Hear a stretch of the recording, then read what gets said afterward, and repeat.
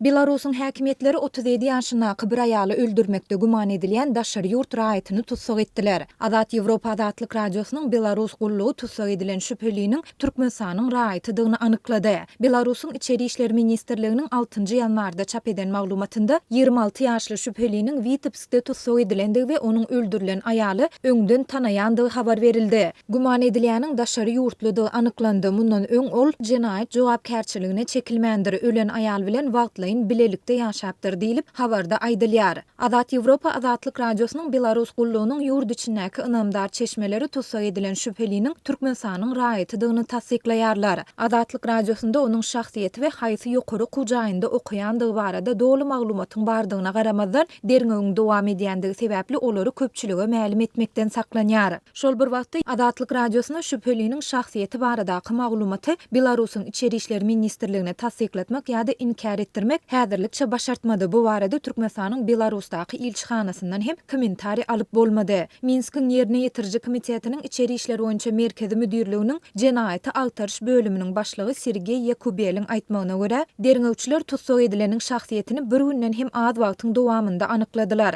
Ähli faktlary we ýagdaýlary deňeşdirmek üçin ihlasly iş alyp baryldy. Tutsak edileniň sözüne görä 28-nji dekabrda onuň we kwartiranyň eýesiniň arasynda konflikt döredi. Munyň netijesinde adam kwartiranyň 37 ýaşyndaky eýesini bogup öldürdi diýip Yakubel 6-njy ýanwarda çap edilen çykyşynda aýtdy. Häzirki wagt ähli ýagdaýlary anyklamak üçin ekspertizalar geçirilýär we waka bilen ilteşikli adamlaryň dogan garyndaşlaryny hemde şaýatlary soraw çekmek dowam edýär. Bu waka barada Belarus medeniýet serişdeleri ilkinji ýedek 3-njy ýanwarda habar berdiler. Şonda ONT neşri Belarusyň Içeri işler ministrliginiň resmi wekili Olga Chemodanowanyň Telegram kanalynda beren maglumatyna salgylanyp Swisliç derýasynda içinde adamyň bedeniniň bölekleri bolan sumkanyň tapylandygyny mälim etdi. Minskiň kommunal gullugynyň işgärleri Swisliç derýasynda arasalaýyş işlerini geçirýän mahaly sumkany tapdylar. Olar içinde adamyň bedeniniň bölekleri bolan sumkany suwdan çykarýarlar we şondan soňra polisiýa habar berýärler diýilip habarda aýdylypdy.